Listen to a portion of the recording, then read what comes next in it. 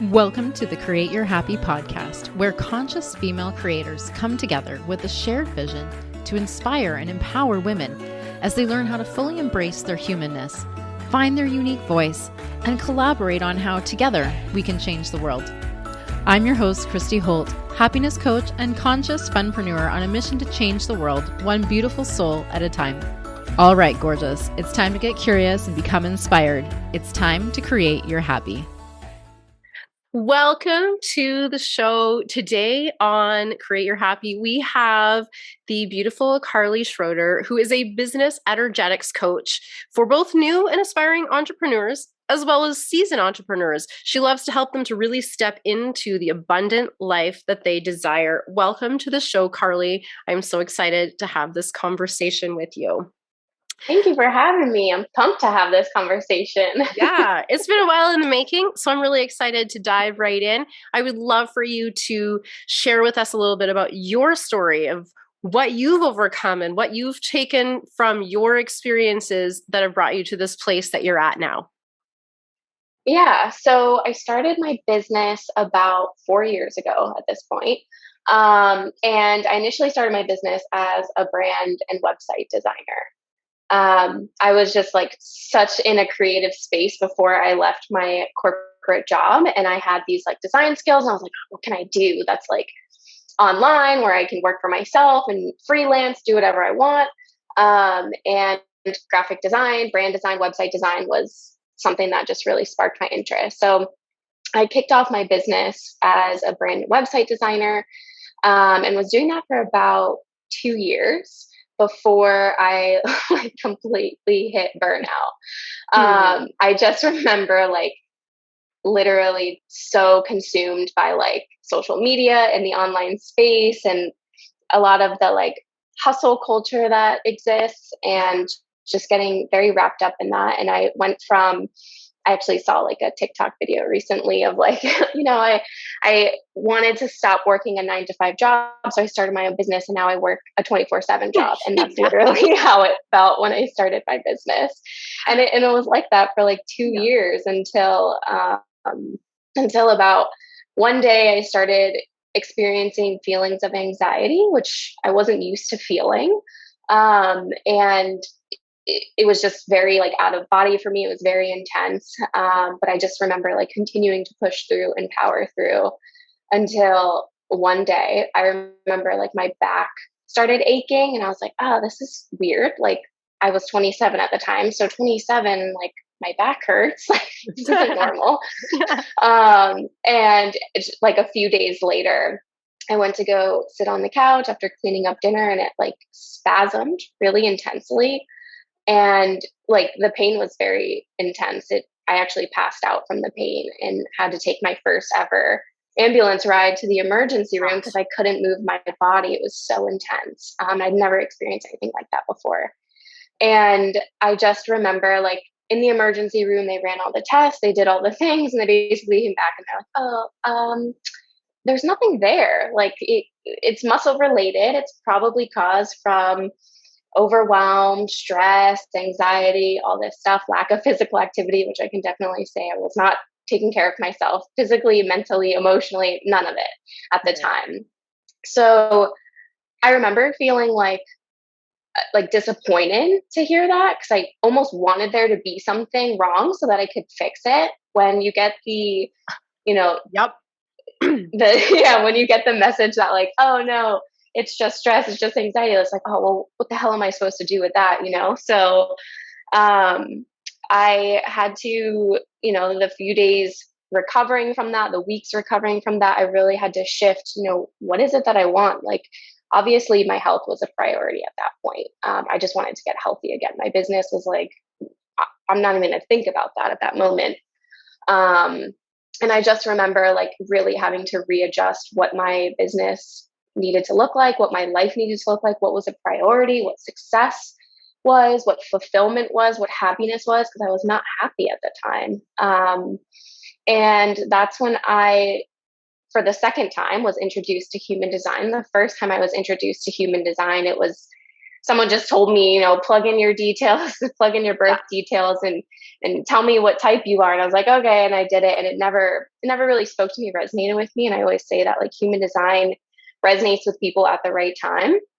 So when I was introduced to it again, that's when it really like, I was like, holy shit, like this is an incredible system. This is an incredible tool. And that's when I really started to dive into human design, which is really just like this like self-development tool.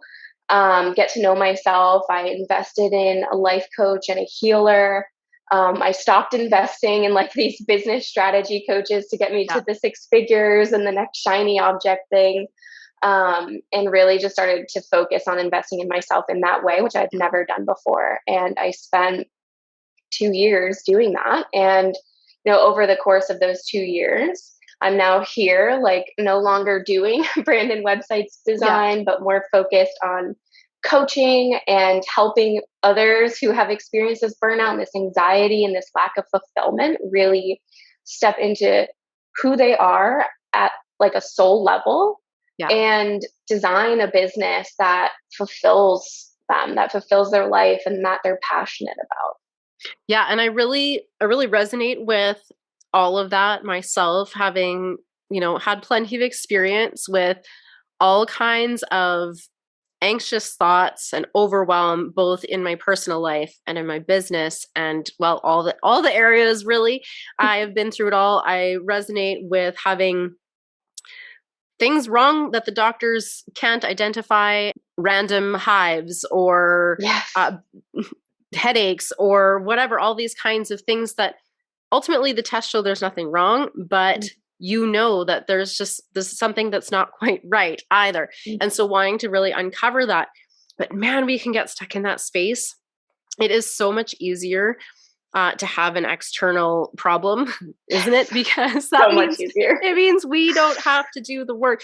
And so when you find out that there isn't a problem to pin it on, and that you realize that it's up to you, you could do one of two things with that. You can ignore it and hope it goes away. This only causes it to speak louder, just from my own experience. I know. But or you can face it, right? We have 2 times we can change. We can change when we hit rock bottom and we have to, or we can change because we see that there's a better opportunity, a better possibility, a better way of living, and we go out there and create it for ourselves. So I totally resonate with all of that. I want to circle back because I think on the show we've talked about human design very, very briefly, just touched here and there maybe, but we haven't actually talked about it very much. So I want to just circle back to that as a sort of tool as far as discovering a little bit more about who you are, because this is something that I discovered last year. And, my experience with it was that I actually just felt very seen. It wasn't any, big revelation or anything. It was just, it was maybe I should let you explain what human design is before I go further into this. But for me, it felt just sort of like a personality test that actually just really made sense for me and allowed me the space to be more of who I was. And it just sort of felt like a big permission slip to just be me and stop worrying about those things that I viewed as shortcomings or the things that I viewed as weaknesses even, right? And to figure out how can I leverage those instead. So Carly, share with us a little bit, a high level, what the fuck is human design, if you will, so that the listeners who have never heard of it might have at least a little bit of an understanding, and maybe they'll go off and put in their information and discover what their profile is and feel so seen and heard just like we did. Yeah, and I think you nailed it on the head. It's not like that human design was like this big giant revelation. It was just like a permission slip and like a tool for self-discovery. And that's truly all it was designed to do. Like human design is this like combination of like a few different teachings, like sort of like astrology and the chakra system, but then also there's quantum physics involved in there. So these mix of teachings came together by a founder named Ra Uru Hu, which he refers to himself as like a messenger of this information. I know that sounds like a little woo, but what I love about human design is it's much more practical and informative than I would say astrology, and much more accurate than something like a personality test. Um, but similar to both those things, human design is designed to show you how you're designed to be as an individual. Like it truly is that tool of self discovery. So you plug in your birth details and you get a unique chart that's completely unique to you. Like no one else in the world is going to have that, which I think is empowering in itself.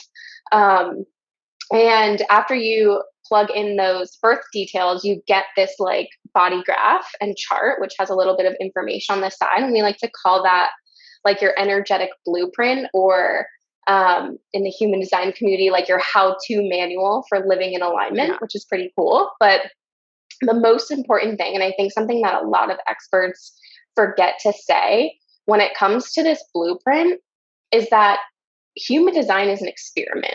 It's something literally meant for you to experiment with and play around with and observe, rather than instantly like identify with. Because at the end of the day, that's just putting yourself in a box.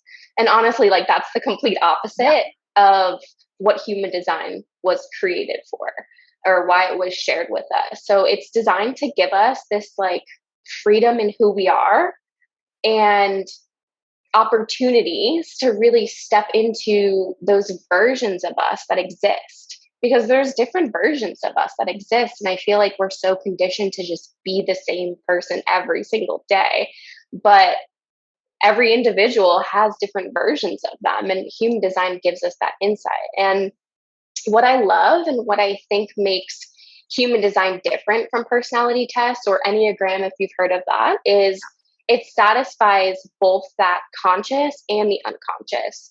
So like personality types are created based off of, you know, who you think you are rather than how you're actually designed. So at the end of the day, like you can skew the results of that to, you know, if you want to be this person, or if you think you're this person, like you can skew the results of it, rather than human design, which satisfies all versions of you, including the version that you don't even know exists yet.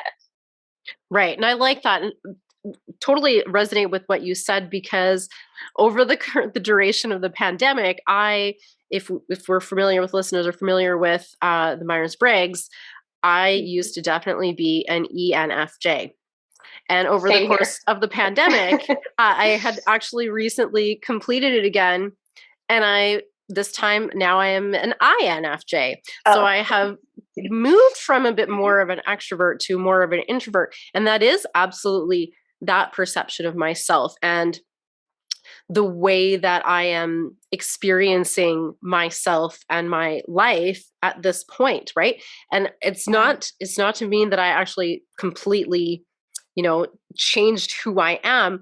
It's just that I'm experiencing things a little bit differently. And so there's that sort of flow. And I love human design is extremely complex, and there are, I don't even know how many pieces to the puzzle, but it invokes in me a great curiosity to discover what these pieces look and feel like, and which pieces, like I'm not one to subscribe fully and wholeheartedly to any one thing. So I like to sample all the things and take what kind of feels right and feels in alignment for me. So for me, it's like an exploration, right? Like you said, an experiment. It's about getting really curious about all of these different pieces and how they may look, how I might want to experience those pieces differently. So what was the first piece that you discovered in your human design that sort of set you on this journey?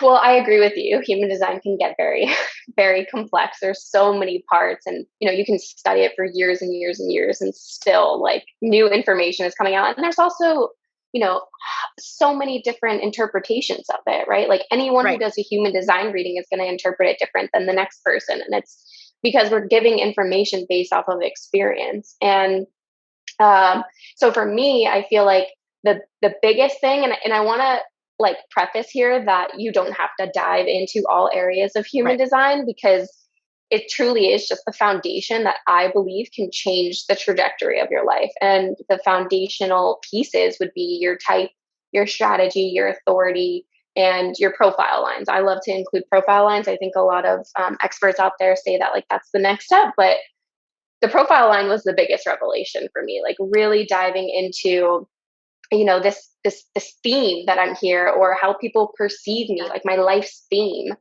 was a deal breaker for me because I'm a line 3.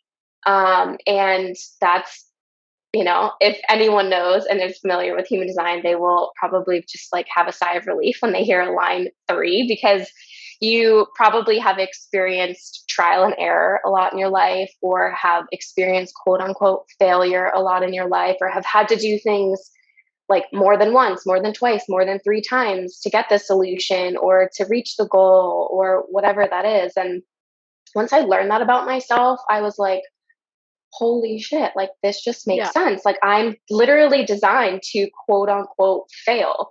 And for me, I had to reframe what failure was in order to see the positive in that, because I think initially I was a little discouraged, because it almost felt like, oh, well, this is like what the rest of my life is going to look like. This isn't just a learning phase, like forever. This is going to be forever.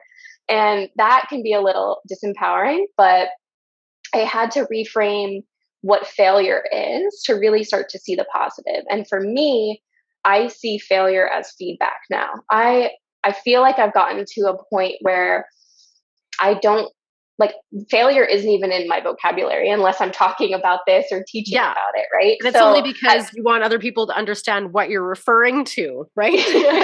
Exactly. So reframing it as feedback has given me like the freedom to just try, to go after it, because I think, knowing this information that like, hey, I might try this, I'm going to fail, like that's going to hold a lot of people back from even starting. And that definitely held me back for a long time. But once I was able to reframe that, I was like, I have nothing to lose here, because I know that any information that I get from this experiment is just going to be feedback, something that I can implement into the next round and the next time I do it and the next time I do it. And, get me closer to my goal, get me closer to what I want to do. And I think my story and my experience with burning out and feeling unfulfilled and not hitting the goals that I wanted to hit just shows me and gives me that evidence that, okay, well, now I feel like I am living my purpose to a degree, at least my purpose in this moment. So if I didn't experience all of that, I wouldn't be to where I am right now. So it really was just feedback. And so that was just like, the profile lines are very, very eye-opening. Yeah. And it was eye-opening for me about my profile lines. And it's funny because it ties back to this extrovert introvert thing. I actually am a 2-4, which when I initially read it felt very conflicting. So the 2 line is the hermit and the 4 line is the networker, which seems like a contradiction. But this actually felt very resonant for me because it made a lot of sense as far as I love people. I love helping people. I love sharing and connecting. I love deep conversations. I definitely am a friendly, outgoing kind of person. And at the same time, I have to be really careful, I've noticed. And I think that the pandemic actually really highlighted just how careful I need to be as far as like energetically being around a lot of other people. I could easily take on a lot of energy that wasn't mine. And so this 2 line teaching me about the hermit made a lot of sense, because it kind of just dawned on me that like, I get really pumped up, but then I have this big crash, because that's just kind of the way that I'm built to operate. So why don't I ask you now to share a little bit about those key types, because that might give people an overall understanding, about the different types. I'm a projector, which actually also made a lot of sense to me. And I know that you have a different type, but why don't you give us a quick overview of maybe the key types? Maybe some people will start to recognize themselves in any one or more of these and get a little bit more curious. Yeah, absolutely. And again, I want to preface that like the types were really only created to just like generalize. And again, like human design isn't designed to put you in a box. So it can be easy for people to kind of latch on to the title of projector or generator. But at the end of the day, like if you just go a little bit deeper, like everything is very nuanced, and it's important that you recognize that. And again, you view it as an experiment. So yeah. Human design types, there's 5 of them. There's the generators, the manifestors, the manifesting generators, the projectors, and the reflectors. So the generators, they make up about 37% of the population. That number might have changed over the past few years, but about 37% of the population. And they're here, they're like the workers of the world. They're here to do work, but it needs to be work that they absolutely love. So when they're inspired in the work that they do, they experience that true sense of like satisfaction. If they don't love the work that they're doing, they might be more prone to getting burnt out, or the ripple effect of poor mental health. And generators have this sort of like gut instinct within them when it's in response to something. And that tells them when something is correct for them or something is incorrect for them. So they can use that to really identify, is this something that I love? Is this something that I want to do? And then go from there. That's like their version of listening to their intuition. Yeah. So those are the generators. The manifestors they make up about 9% of the population. So a smaller portion for sure. And they're like the independent and creative people of the world. So they have some pretty unique, like creative impulses that come up. And that's what kind of makes them a sort of like different leader in the world. So their strategy is to initiate or act on those creative urges and inform others about it. Not in the sense that they need to like ask for permission, because they don't need permission. Like they're very independent. They know what they want. They have those creative impulses, but it's part of their unique process of like getting people on board, if that makes sense. So it's like, I have a manifestor finding child. your people. Oh yes, you do have a manifestor child. And there is he has not quite come around to informing. He's just acting. So yeah, it's interesting, how human design, and you can see how these sort of overall tendencies might play out in the people that you're around, right? And it's not to say, because you can live inside your design or you can live completely outside your design, because the world has told us a lot of things about who we are and aren't, right? Yeah. And how we should and shouldn't live. So we can be actually really far removed from our human design too. So I just wanted to throw that in there before you carry on. Yeah, I mean, that makes total sense. And I'm curious if your child experiences this, but with manifestors, it's very common for them to feel a sense of like anger if they feel like they're unheard or unseen. And that can come from just acting on impulses, like without informing those around them, right? Because it's like they seem like crazy in this world of like just acting on an impulse when we're obviously taught not to do that. So, does that resonate with you at all? Yeah, no, there's anger. There's definitely anger. There's anger. Lots of anger and frustration. Cool. So those are manifestors. I'm glad that you could relate to that one. There's manifesting generators, and that's what I am, a manifesting generator. It's like a hybrid of the generator and the manifestor. So they make up about 33% of the population. And a lot of human design experts actually categorize manifesting generators in the genre of generators, but they really are very different and unique in their own way. So manifesting generators hold a lot of this like multi-passionate energy in them, and they can easily feel a sense of frustration if they're trying to like fit into this mold or fit into like a single box, or even live that like conventional lifestyle where they do the same thing every day consistently. Like they really aren't designed to be in any box. And it's really important that they allow themselves to go down rabbit holes and explore and create and pick up many things and drop many things. And, again, if you think about just hearing my story, that's obviously what led me into burnout and led me into a sense of frustration and lack of fulfillment, was because I was trying to fit myself into a box. I was trying to focus on being consistent and doing the same thing every single day. And that's literally not how it was designed. So it just made sense that way. So manifesting generators, that was number 3. Yeah. And then there's the projectors, which is you. And I'm sure you can share more about your experience as a projector, but they make up about 20% of the population. So projectors are known to be like those natural guides of the world, like helping others achieve success. But then along that journey, they find their own fulfillment and they find their own success as well. So they can also feel a sense of bitterness when they go unheard, which can happen often. And that's because of their strategy, which is to wait for the invitation. So for them, when it comes to business, they may feel like traditional marketing strategies don't work for them. Like cold messaging or direct selling tends to be like very unsuccessful because they haven't actually received the invitation. They're just kind of going out and projecting onto others like their advice or their product or their offer. So it's important that they're allowing their guidance to be given like at the right time. And their unique decision-making process, which we call your authority, is going to help them to determine that as well. So yeah, I'm sure you can speak to your experience as a projector.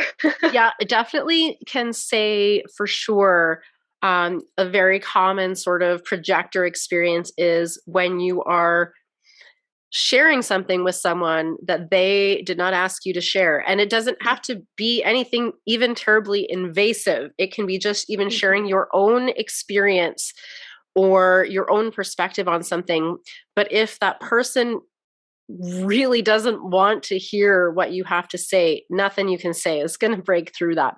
And then you just end up feeling a little bit, I don't know if I would technically use the word bitter, but I can see the application of it. Yeah. Just feeling really unheard, right? Like what you say doesn't matter. But that really does kind of resonate. And definitely what you said with the marketing strategies, like I have worked with a number of coaches who are completely baffled by the fact that none of the strategies seem to work.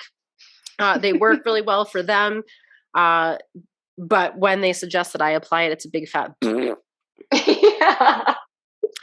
And it's so true. It's been really an interesting journey and trying to figure out and navigate what that looks like.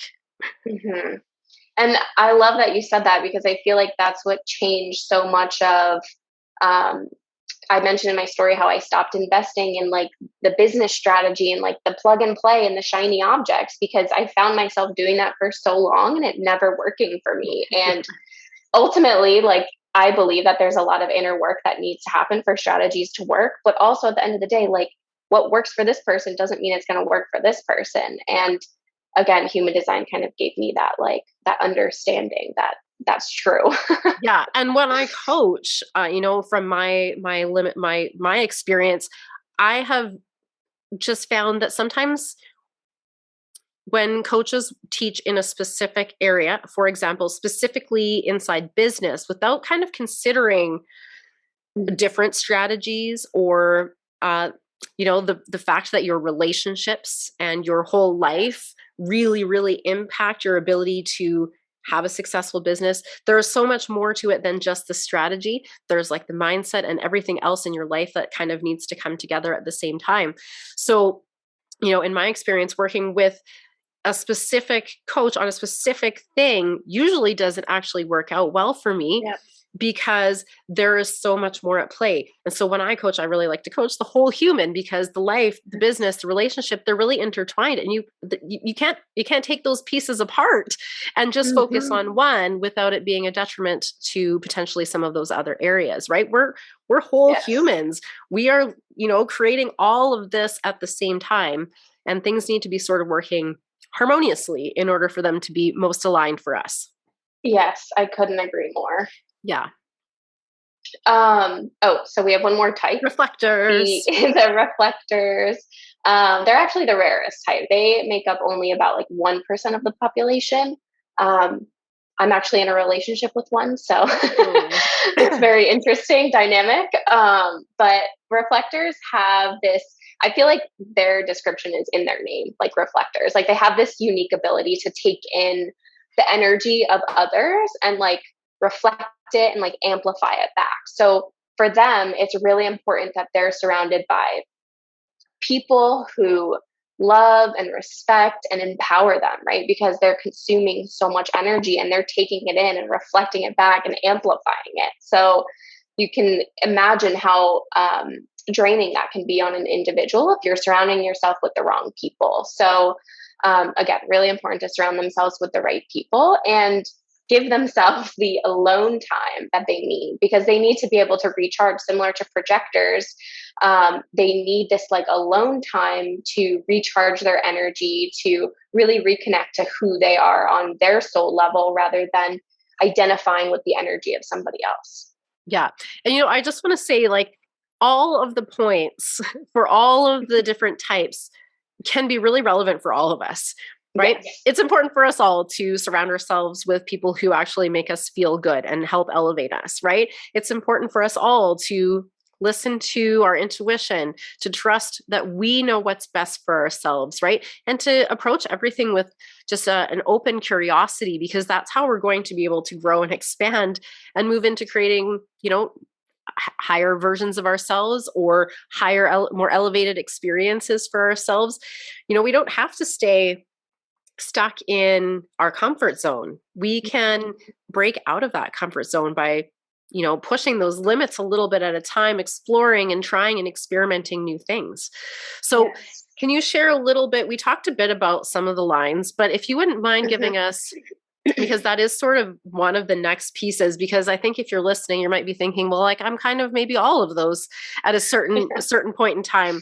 So what's so special about this? So would you mind giving us a quick overview of the 6 lines, just so the people might be able to say like, oh, okay, well, that's where this is starting to differentiate a little bit more. Yeah, absolutely. So there are 6 lines, like you said. We talked a little bit about line 3. I can give another little description about that. And you said you were at 2-4, right? Yeah. Okay. So the line 1 is they refer to that as like the investigator or the researcher. They tend to receive comfort in knowing how things work. They like to learn new things and question new things in a good way. Like I don't mean question it in like a bad way. I guess it could be in a bad way, but question things in general. And they have like just a really good ability to observe. So they might find themselves pretty empathetic towards others because they're able to really observe people from a different level. The line 2, again, is what you are, the hermit. I don't like using that name because I feel like that sounds negative, but it does. We like to call them like, it doesn't mean it. Yeah. No, exactly. We like to refer to them as like the gifted. They're always known as like the gifted children growing up, and a lot of people like haven't really connected with that. But fast learner too. We could also consider them as fast learners. They have this like natural ability to absorb information rather than just like seek it out, like the investigator, like the line 1. That they kind of like build off of each other. So like the hermit, so we have the investigator, and then the hermit is like the person who absorbs that information. They're rather like independent people. They value and need alone time, which makes sense for you, in order to really like nurture those gifts and recharge their energy. The line 3 is the martyr. I like to refer to that as the experimenter, again, because they're here to gain experience by like trying all the things, experimenting, exploring, and really embracing and leaning into quote unquote failure. But again, my personal take on that is to reframe that as feedback, because that will change the game for you. Yeah. The line 4 is that they call that the opportunist, or the networker, like you mentioned. So they tend to be pretty social people, or at least have a skill of connecting people with the right people. So they like naturally influence and serve the community, and they see opportunities in things, like whether it's for themselves or for others. So we call them the opportunists for that reason. And then the line 5. So I'm a line 3-5. So this would be my second line. This is referred to as the hero, or the leader or problem solver. So the heroes, they hold this sort of like wisdom and naturally know what other people might need, or intuitively know kind of like what they need, or even just hold space for them. So they tend to connect with people on a much deeper level, I guess you could say, and are often called to be a leader in that way. So they might find that others come to them with their problems and expecting you to sort of have this like solution or to be held. And the downside of that is there's probably people coming to you expecting solutions and wanting to be held, and you don't have the energy for it. So it's really important to identify like what you do have the energy for. And human design also has like your unique decision-making process to help you determine that as well. So that's the line 5. And then the line 6 is the role model, or I like to call this the optimist. They're unique because the line 6 has this like three phase journey, I guess, that they would go through in their life. And that starts with the line 3. So they basically experience probably like the first 30 to 35 years of their life as this line 3, the experimenter, the person experiencing the trial and error, like really, really living their life and experiencing it, and, finding what works and what doesn't. And then the next phase, they move into phase 2, which comes after that age of like 30, 35. Those are like rough ages. They move into this phase of like reflection. So that's where they kind of observe all of the information that they gathered from their experiment in the first 35 years. And then they reflect. They're like, oh, well, this didn't work. This worked. And then they sort of move into their next phase, which is phase 3. And that usually happens around the age of 50. They really step into that like wisdom role, right? Where they've experienced the life, they've gone through all the trial and error, they've reflected, they know what works and what doesn't. And then they move into, okay, I have all the wisdom and people need to hear this. And this is kind of where they share that wisdom. Yeah. They're the role model, right? Yes. So they give that wisdom out so that they can create, help other people to create more of that goodness in their own life as well. So exactly. I'd love to just circle back to, diving in a little bit where you were talking about rediscovering yourself through this lens of human design, but it's not limited, I'm sure, to just with this lens. It's a whole process of self-discovery, really. And when you find these additional tools, they can aid you in that self-discovery. But ultimately, it's a process that we're going through on our own. It's our own journey. It's our own curiosity. It's our own experimenting, exploring to find those answers. And I think that a lot of times we do like to sort of think that the information is out there somewhere, or that the answers are out there somewhere. But ultimately, the way I view things is that the answers are really all within. And so the more time we spend questioning, exploring out there, it's just a bit of a distraction from the answers that already exist within us. Yes, 100%. It's like needing to like build that muscle. And I mean, at the end of the day, it's your intuition. It's like you being able to recognize like what your body wants and what it doesn't. It takes a practice. And I think a lot of people can get discouraged when they spend time tuning inward, or they meditate for 5 times and they're like, well, I don't hear anything, or like, I'm not receiving messages. And it's like, well, it's not really what it's about. It's about being like the gentle observer of your life. And like you said, questioning and really recognizing what's going on in the mind and being able to drop into the body and really reconnect with who you are on a level other than what your mind is telling you. I mean, ultimately, we really associate ourselves very much so with our mind. And that's just not the total truth. We are actually not our mind. We're the observer of our mind. So we can really get trapped in this viewpoint of, oh, my thoughts create who I am. And our thoughts do create our reality. However, we don't have to just let those thoughts swirl around in there, Yeah. having their way. We can actually, as the observer of them, shut that shit down if it's not working for us, right? And so getting really curious about like, well, what is it that I do want? And you know what? There's no wrong answer. Whatever your heart desires to create as far as an experience for yourself is okay. It doesn't have to be according to anybody else's definition or standards of happy or successful or abundant or any of it, right? It doesn't have to fit society's definition. It doesn't have to fit someone else's definition. It needs to fit your definition. Yes. So I think a lot of times we can really serve ourselves well by sitting down and just taking a really good look at what we are labeling success, what we are labeling happiness, and redefine that for ourselves, right? In our own way, so that we are not actually wasting our time, our precious time and energy striving to be happy and successful by someone else's fucking definition, right? So yeah, 100%. And it's like, it becomes a lot easier.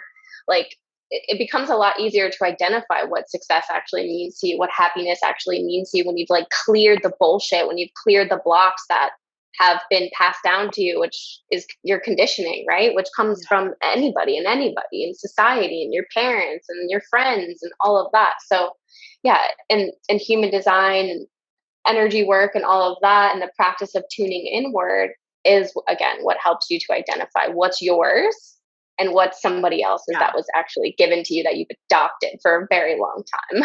Yeah. Oh my gosh. There's so many things that, you know, I was reading in a book not long ago, talked about some of these ideas, just that we accept as the truth, but are not actually necessarily the truth. The example that he gave was that most of us in North America believe that we actually can't survive without water.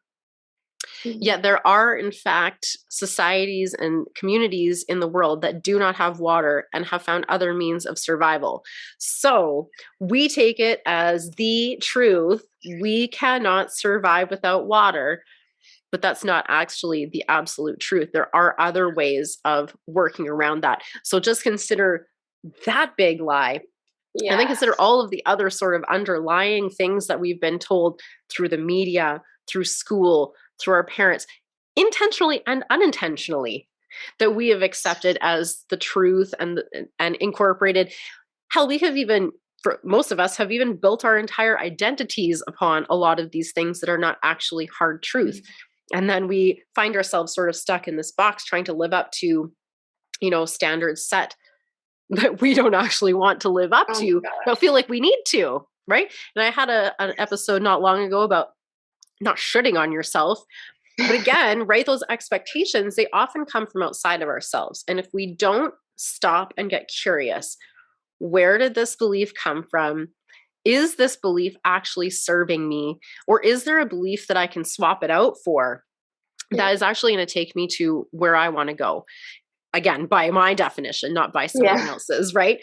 So as you work through this knowledge of experimenting and this idea of quote unquote failure, because I agree with you, I don't actually think failure exists. It's merely the way that we grow. It's the way that we move through life and the way that we learn. And if we didn't ever fail, oh my God, first of all, we wouldn't grow, we wouldn't learn, we wouldn't change, nothing would ever change. And how boring would that be? Well, without failure, there's no success. Right? So we have this like dichotomy, but you know, failure isn't final. It's just information. It's just an opportunity to learn and grow and expand if you look at it in that way. So failure isn't really a problem when you reframe it and look at it as an opportunity to grow and learn and expand. And those results from the failure are only final or problematic even when you label it that way. And so when we have an experience, it just is, it's just information. It doesn't mean anything until we decide what it means. So until we label that thing and say, oh, I'm a failure, or, oh, I'm just learning, this is something I need to work on. Those are two dramatically different ways of labeling that experience. And one of those is going to keep you stuck and small, playing the same old patterns on repeat, and the other one is going to propel you forward. So I'd love for you to share your thoughts on how you work to move out of perceived failures, reframe that, and how that launches you and your clients forward. Yeah. Well, I think the first, I mean, I completely agree with everything that you said, but I would just be adding to that. But I think that, the first thing that you have to recognize is, where have I failed in the past and where has it gotten me now? Because I really do think that in the beginning stages of this, like healing and growing and, building that consciousness, that your brain actually does need evidence of how it's actually worked out for you before. Because it can be really hard to just lean on trust and faith and putting your hands and, putting your hands out and trusting that the universe has your back, right? Like, that sounds great. And I love that. But also, I know how much practice it takes to get there. And I feel like you have to sort of lean on that evidence in the beginning, right? And when you're a logical person, like I'm a very logical person. So my brain wants the evidence, right? Like that whole blind belief kind of situation can only take me so far.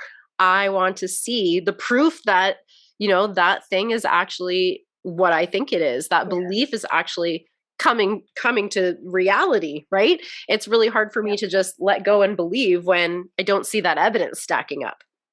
Exactly. So you have to find that evidence, and you also have to feel and show it gratitude. Like, yes, maybe it was a quote unquote failure, but you've started to perceive that now as just feedback. And now I can start to see how it's been a gift, right? It's actually been a gift because it's gotten me here, or it's created this for me, or, it's made this impact, whatever that looks like, and recognizing its gift, right? And I think a lot of power can actually come from outing it too. And this is kind of like shadow work too, is outing the fact that you failed, right? And not only does this give people around you the permission slip that it's okay to quote unquote fail, but it also empowers them and lets them know that they're not failing. There's other people out here who are experiencing the same thing. They're not alone.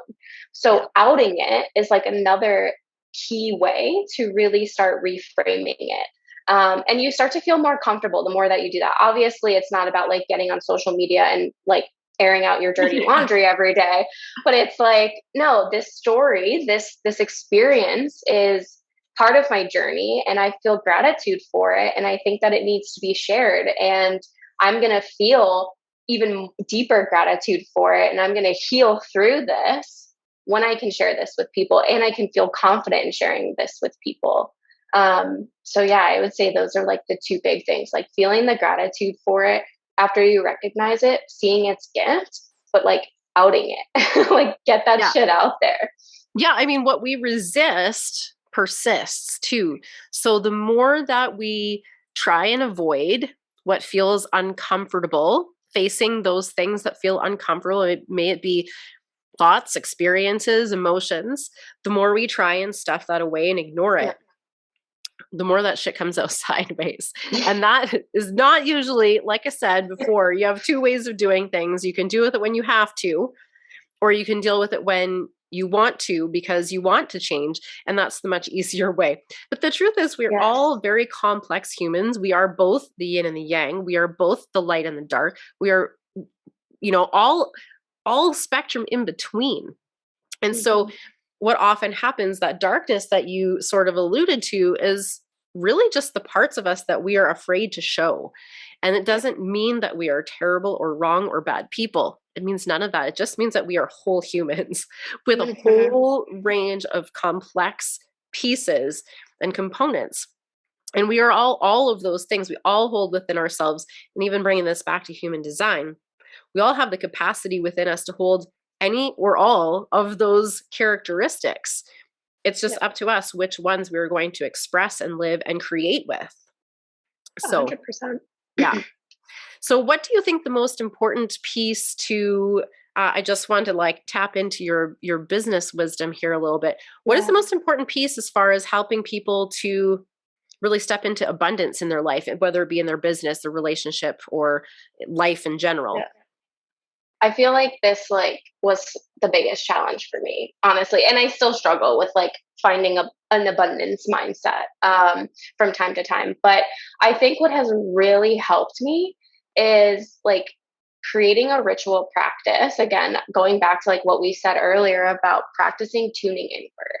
Because the more that you can connect with yourself, the more that you can recognize how you're feeling and make decisions from that place, like the more free you feel. Like I truly believe that freedom is created from the inside out. Like you have to get to know yourself more and listen to your intuition and take intuitive and inspired action from that place. And from there, like that's when I started to really feel that sense of freedom. Like maybe I wasn't at the financial benchmark that I thought meant success, that I thought meant freedom, but I was feeling the most free that I ever felt in my life when I started to tap into that. And to me, like the fulfillment and the freedom internal piece was so much more important than this financial benchmark that social media or some coach or, society created for me.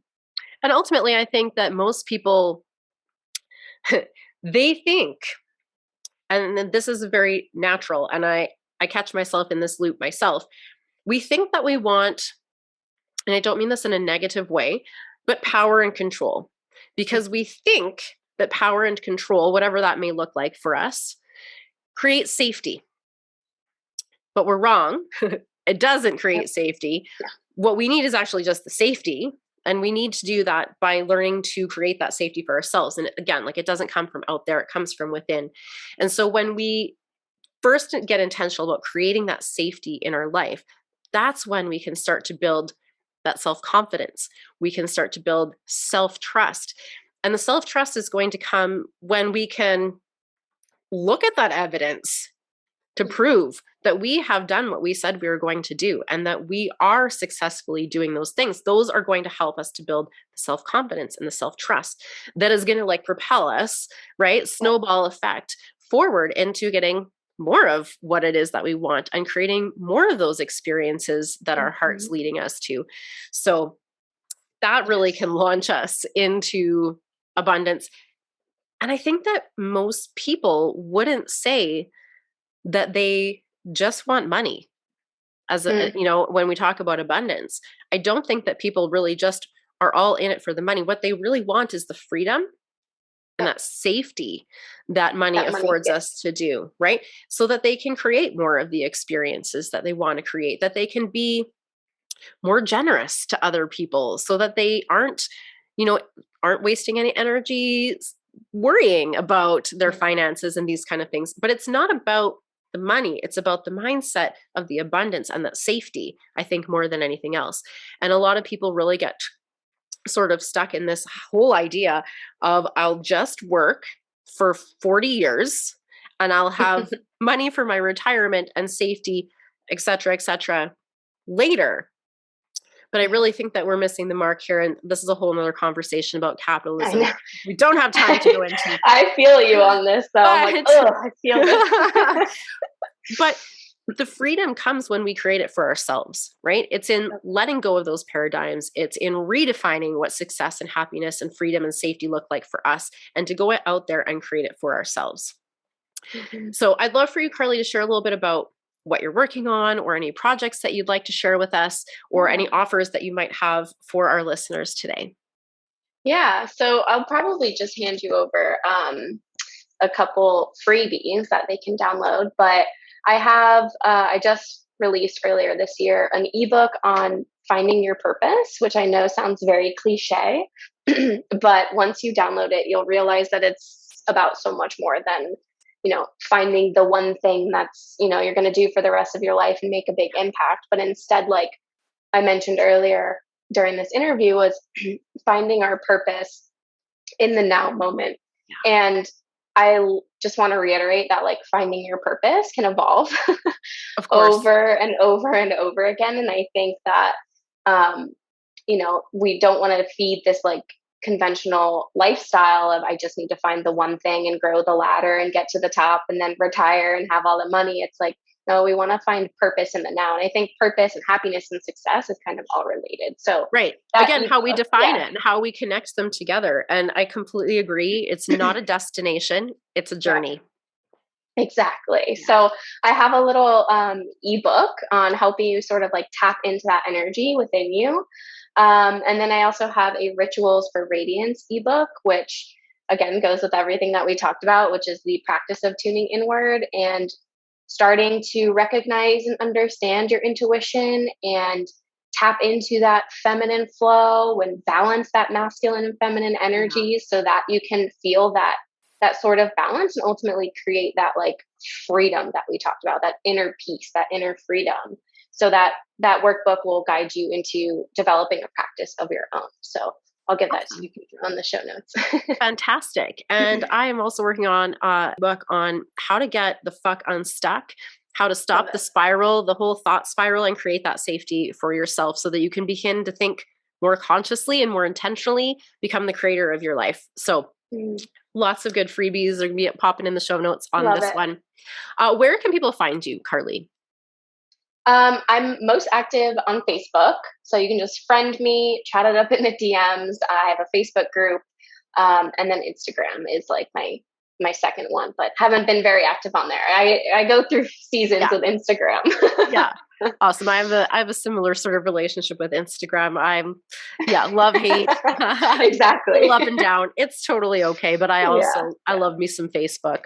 It doesn't cut me off with how much I want to say. And sometimes I like to say lots of things in a post. So yes. Awesome. I would love to wrap up the show with an opportunity for you to share your favorite tool for creating your happiness every day.